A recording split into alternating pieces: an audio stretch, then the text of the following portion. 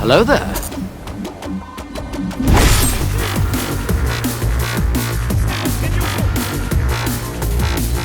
Me! What am I doing with my life? I could be doing anything but... No! Oh my god! No! No! No! No! I will send you to Jesus. Yo.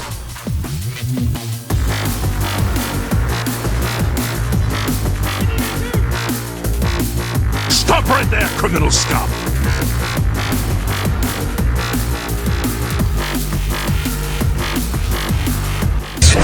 Legalize nuclear bombs. Swag Messiah.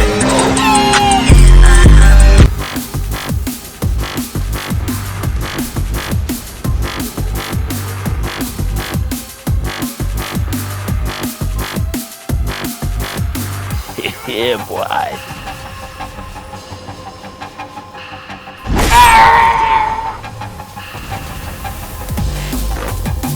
You are fake news.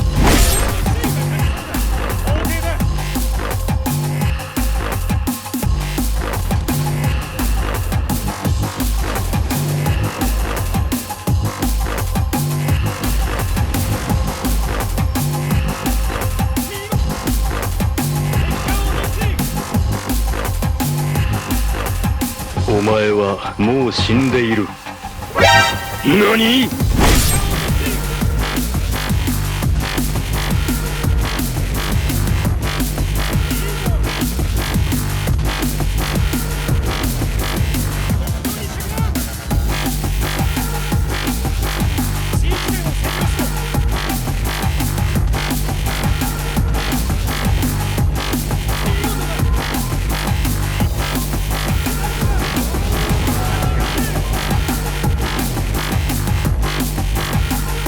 Enemy KIA!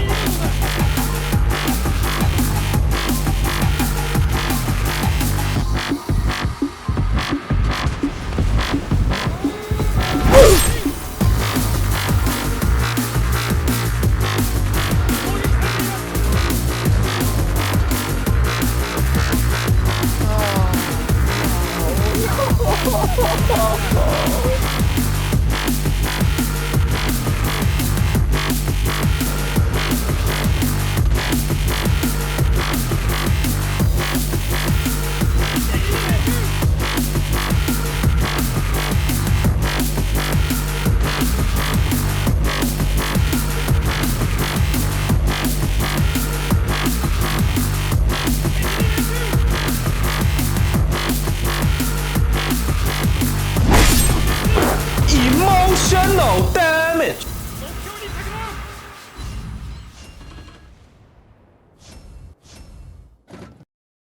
Hey, what is up guys? My name is BobLyn, aka PabLoon, and today we're back with another episode of Cruisers of Blitz.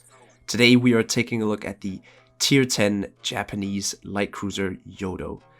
These things were released not too long ago, and with the vote I put out for which ship you wanted to see in the next Cruisers of Blitz, you guys voted for Yodo.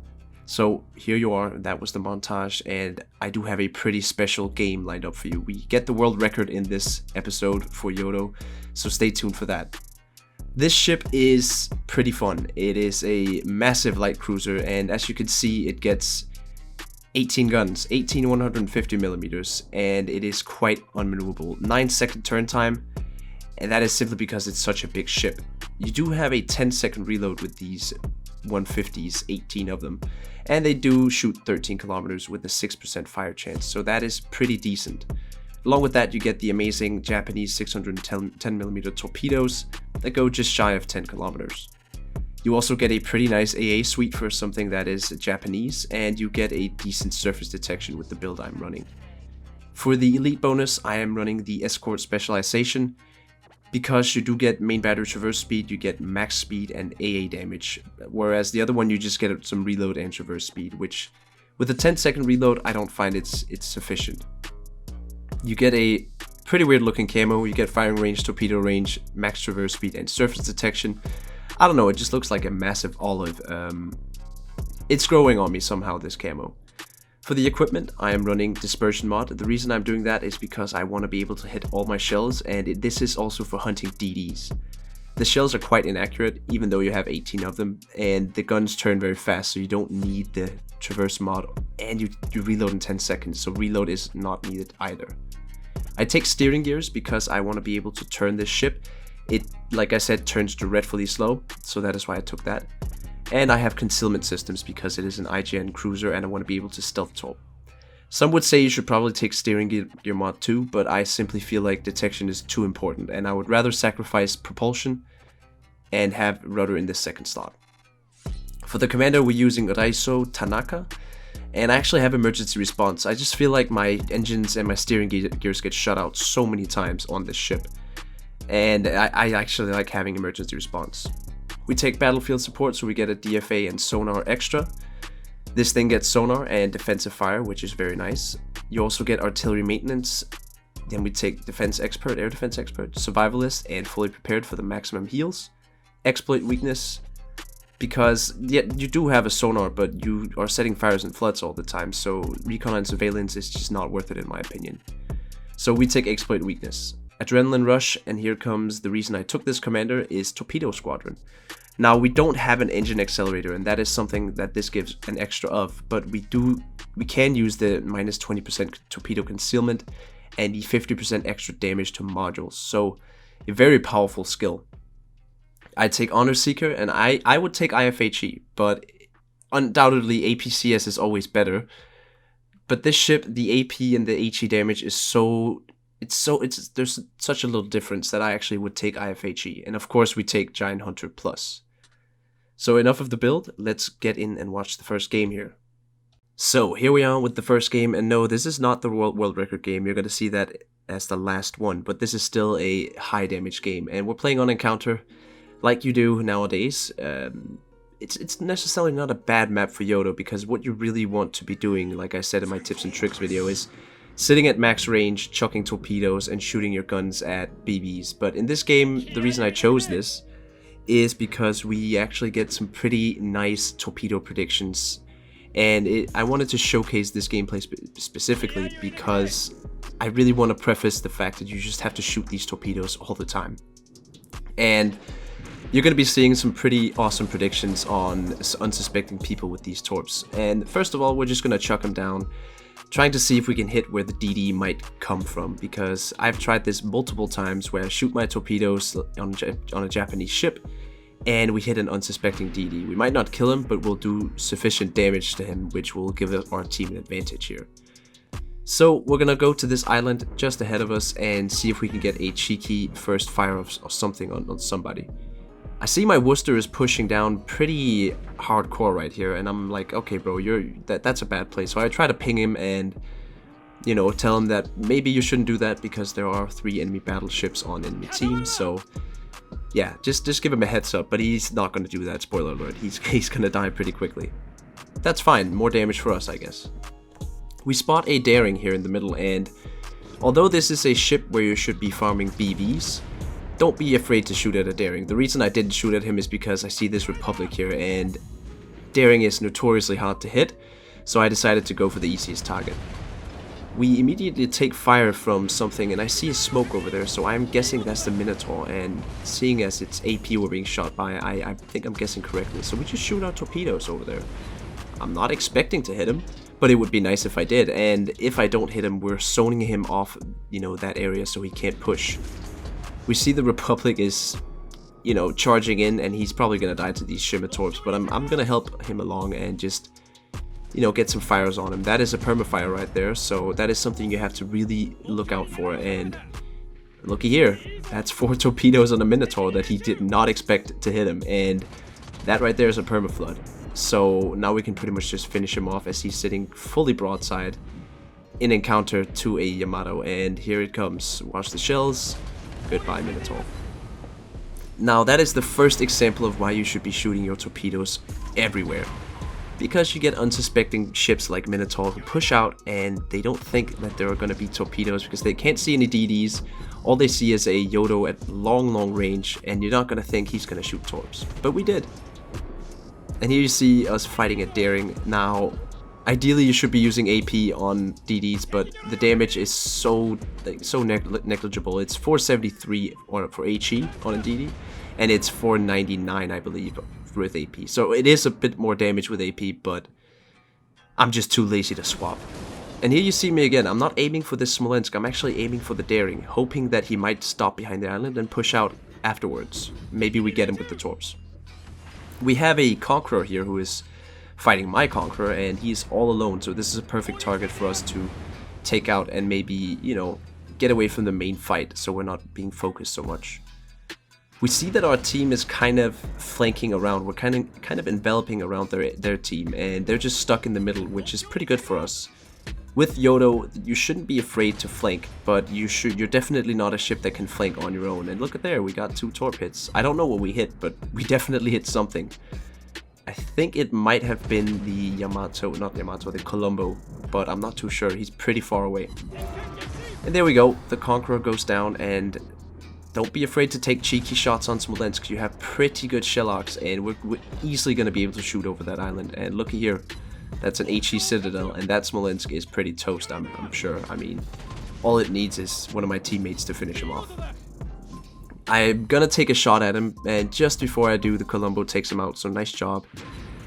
And we see the Shim out here. I did not know the Shimmer was out here, so I was pretty surprised to see him, but he failed miserably, like most Shimmer players do.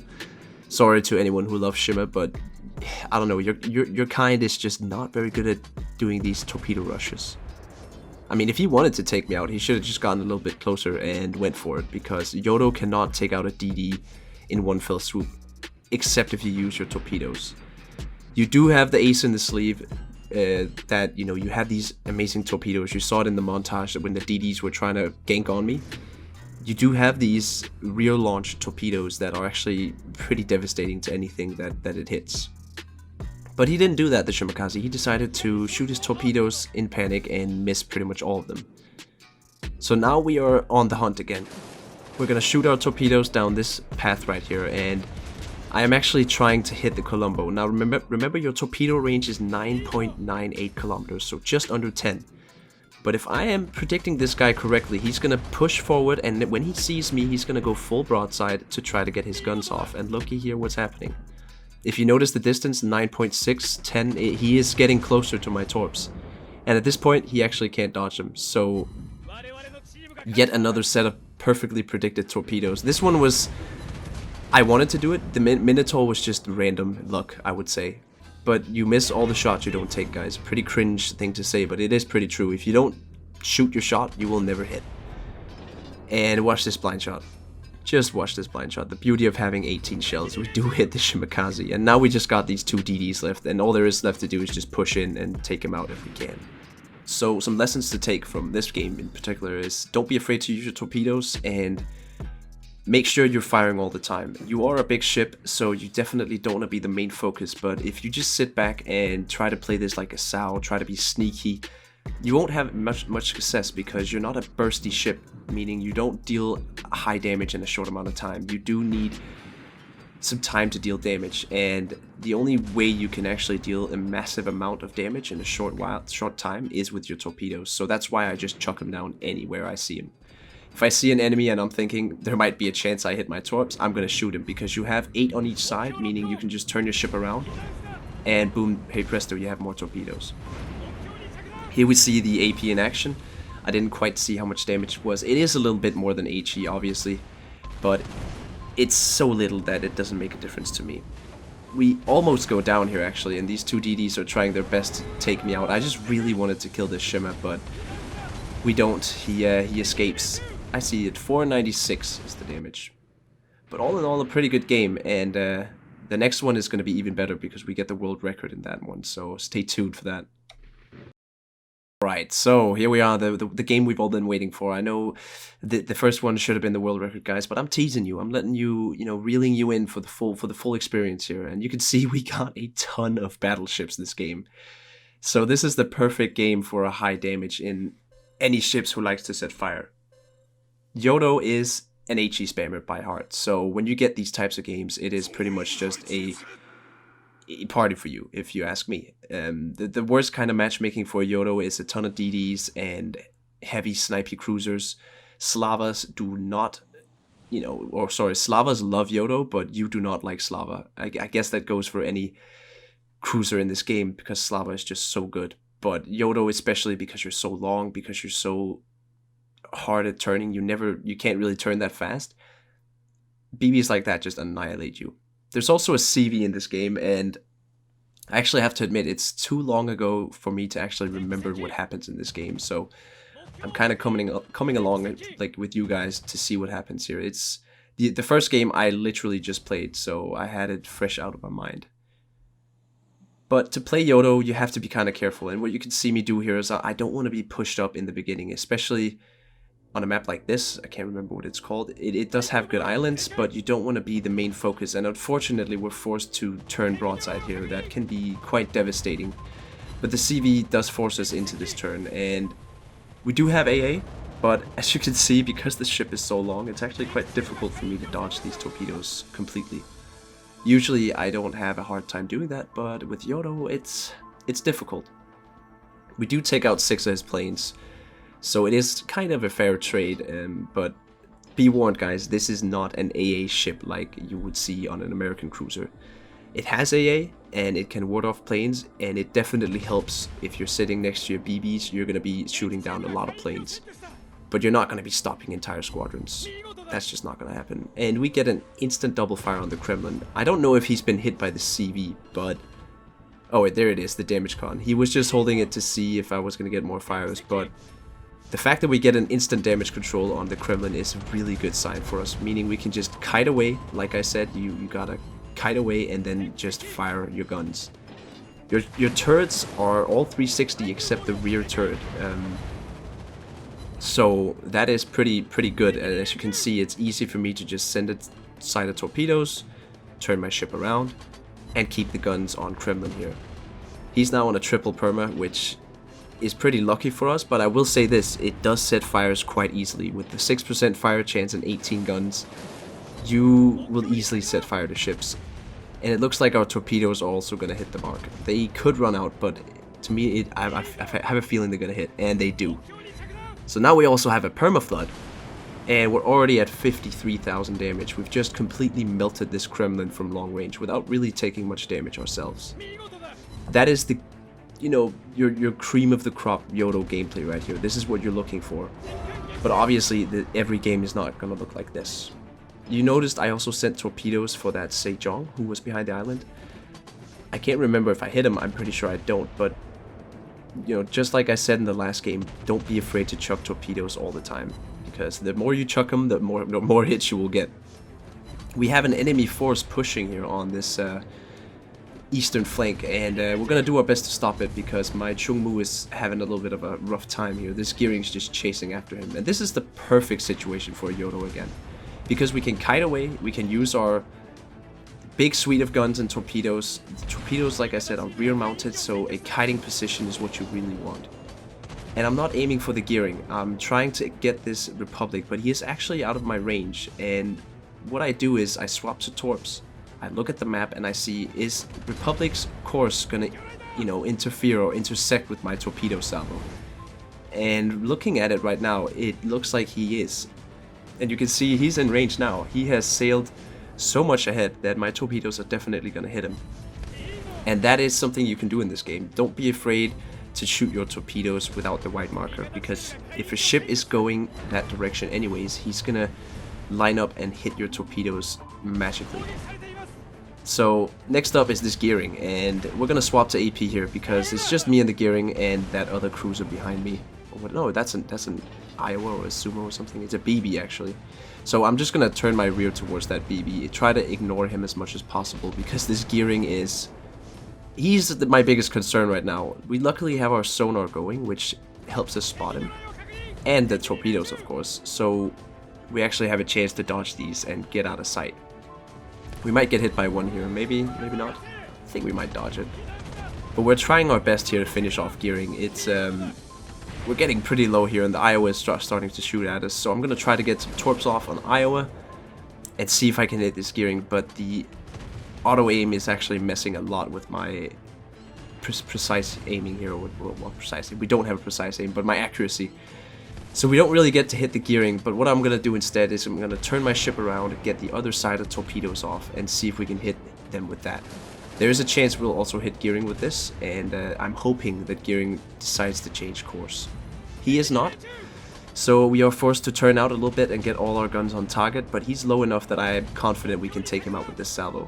It's hard for a DD to dodge these 18 shells because the velocity is pretty good, and the arcs are not too hard to use.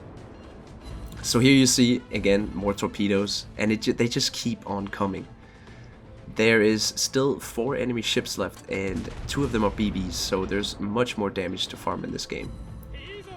We still have this Iowa here, though. He's pushing pretty relentlessly, and I'm hoping to get my other side of torps off. And they're coming up in just a second here, so torps away, and then we just gotta get the heck out of Dodge. There is no real reason for me to stay here. Don't get greedy in a situation like this, and I actually do use the widespread here because I see he's turning. And I'm afraid I'm actually going to miss my torps.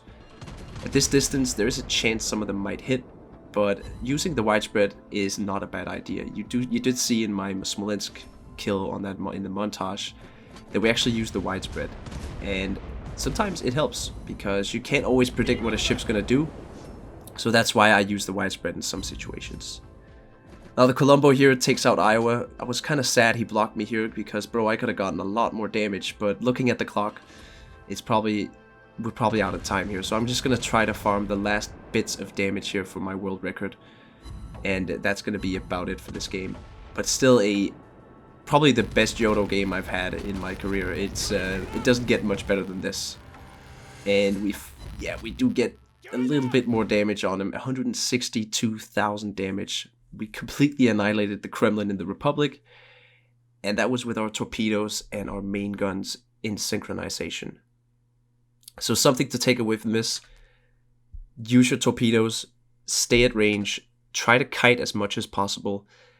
Think about when you're going to turn, because your massive ships or your turns should be well thought. You shouldn't just do it all the time. You need to think about, okay, when I turn here, I'm going to eat a salvo.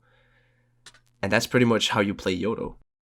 So I hope you guys enjoyed the montage, and I hope you learned something about this Yodo. Maybe I will see a little bit more of these ships out on the servers, because I haven't seen many of them. Maybe people are grinding. Maybe it's just a little bit too much of a vanilla ship. I will say that it does not have anything unique or special. It is just a really solid light cruiser HE spammer, and I quite enjoy it. So if you enjoyed this video, leave a like, a comment. My name has been BobLyn, aka PabLoon, and I am signing out.